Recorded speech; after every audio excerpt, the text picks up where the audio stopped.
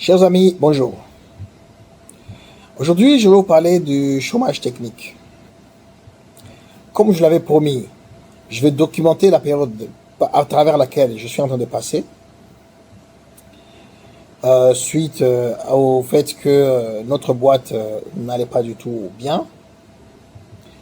Et je vais vous présenter comment est-ce que je vis cette période.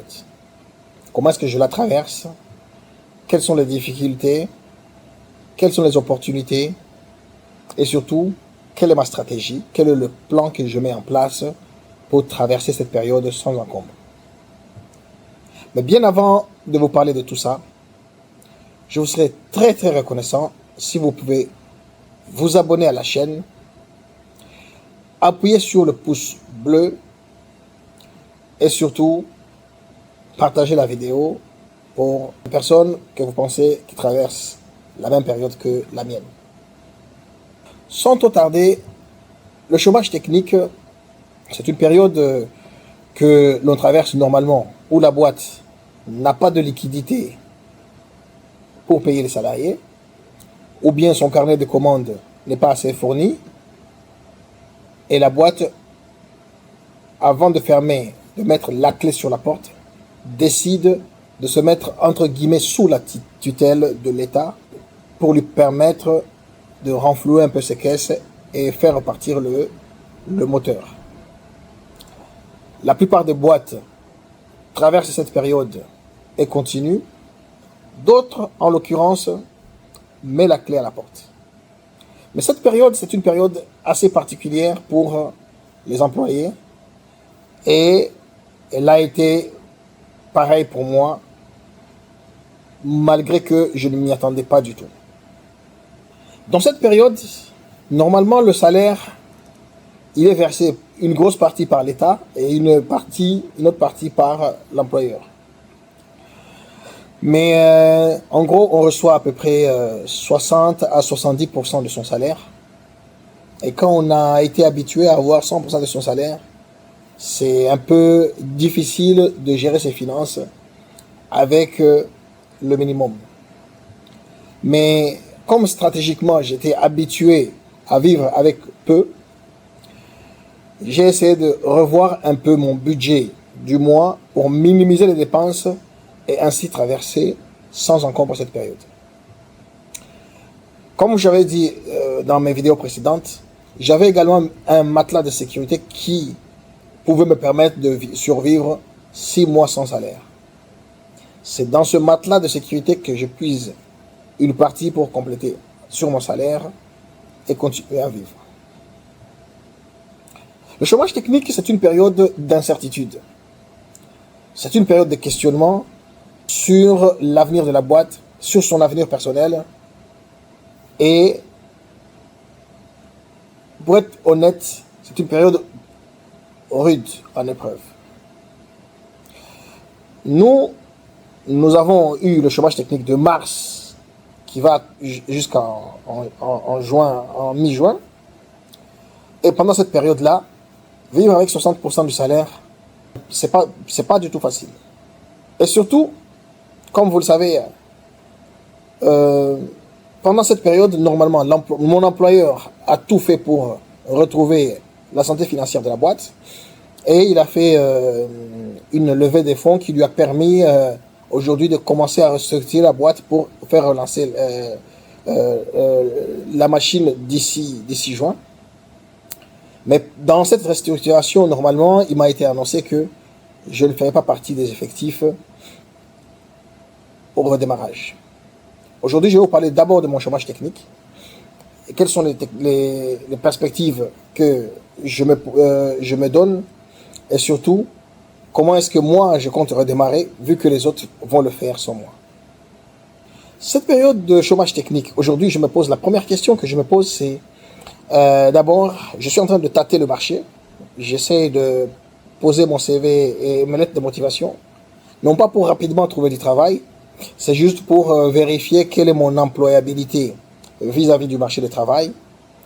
Qu'est-ce qui a évolué depuis? Parce que quand tu es pendant X temps dans une période, dans une boîte, vous évoluez avec une certaine techno, avec des process qui sont bien établis et qu'il faut maintenant challenger avec ce que les autres peuvent avoir dans d'autres boîtes. Donc là, en ce moment, j'ai essayé de vérifier mon employabilité. J'ai réussi à décrocher 3 entretiens que j'ai passés. Hein. Donc, j'ai pas mis beaucoup de sérieux, mais il y a un entretien où je suis allé jusqu'à la dernière étape et 2 autres où j'ai été recalé dès la première étape. Cela me montre déjà que mon CV, il peut passer. Et maintenant, j'ai vérifié aussi quels sont les stacks et les technos qui sont les plus demandés sur le marché, ce qui m'amène à définir une nouvelle stratégie. Dans un premier temps, je vais laisser courir cette période jusqu'à la fin, et puis je vais me remettre à la recherche du travail. Mais je ne vais pas travailler tout de suite, parce que mon objectif à moi, c'est aller jusqu'au chômage. Créer une boîte, récupérer l'argent de l'ARS, parce que dans un premier temps, je vais avoir de l'ARE, et puis je vais demander l'ARS pour me refaire une santé financière. D'abord, redémarrer une nouvelle boîte avec de nouveaux projets dont je vous en parlerai bientôt. Et de l'autre côté, mettre de côté un peu d'argent pour sécuriser mes investissements. Du côté de mes investissements, mon portefeuille se porte bien. J'ai fait plusieurs pourcentages d'intérêt ces derniers temps. Et surtout, j'ai mis un matelas aussi de sécurité, que ce soit au niveau des investissements, que à mon niveau personnel, pour permettre à ce que mon matelas de sécurité puisse continuer à investir en DCA, même quand je n'ai pas les fonds nécessaires. Donc, comme au niveau des investissements et à mon niveau personnel, j'ai quand même 6 mois où je peux tenir, je me donnerai normalement 3 mois pour retrouver vite du travail dès l'instant où je vais avoir mon ARE viré dans mon compte. Et avant tout ça, pendant les 2 mois avant que le licenciement soit prononcé et que je sois inscrit effectivement à Pôle emploi ou France Travail, je vais en profiter pour me remettre à niveau sur les stacks et les technos qui sont d'actualité pour que je puisse... Je veux capitaliser d'abord sur ce temps et pour que je puisse maximiser mon salaire à mon retour. La seule question que je suis en train de me poser, c'est mon retour, est-ce que je serai en CDI ou bien vaut-il mieux que je passe en portage salarial ou pour que je puisse faire un peu pour que je puisse devenir un travailleur indépendant, soit en portage salarial ou bien même indépendant à mon propre nom. Je suis en train de réfléchir là-dessus et je suis curieux de savoir quel est votre avis. Qu'est-ce que vous feriez à ma place? Si vous avez traversé la même période, comment est-ce que vous l'avez traversée? Ça m'intéresserait de savoir comment est-ce que vous avez traversé cette période. Comment est-ce que vous avez géré le stress, l'anxiété liée au fait que vous allez vivre avec peu, malgré tout. Pour l'instant, moi, j'ai évité cette période, cette anxiété. Enfin, du moins, j'ai limité là avec tout ce que j'ai mis comme coussin de sécurité au point de vue perso et sur mes investissements. Mais vous savez que c'est toujours une période très challengeante.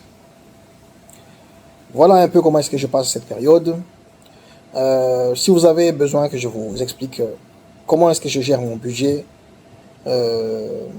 ou vous avez d'autres questions sur comment est-ce que je vis cette période, mettez-les moi en commentaire. Je serai très ravi de vous répondre. Et si le besoin se fait sentir, je vous ferai une vidéo particulière là-dessus. Prenez soin de vous, de votre mental et surtout de votre plan. Salut.